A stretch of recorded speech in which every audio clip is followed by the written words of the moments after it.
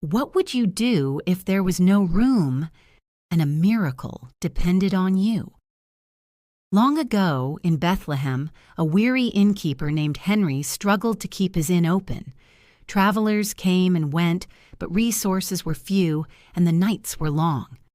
That Christmas Eve, a young couple arrived, tired, cold, and desperate for shelter.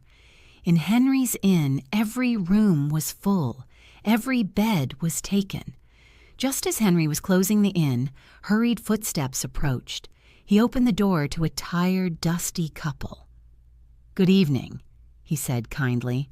"I'm afraid we're fully booked tonight." But as he looked into their eyes, he saw something more than need.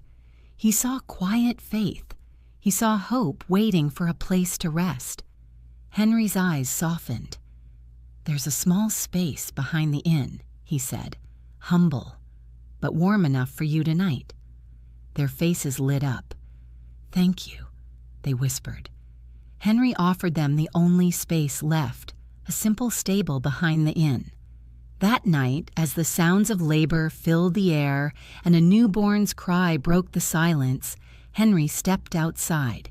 He knelt in the dirt, unaware that heaven itself was leaning in. And she brought forth her firstborn son, and wrapped him in swaddling cloths, and laid him in a manger, because there was no room in the inn. Luke 2:7. Little did Henry know that his small act of kindness was the beginning of something far greater. A simple gesture became part of the greatest story ever told, the birth of Jesus Christ.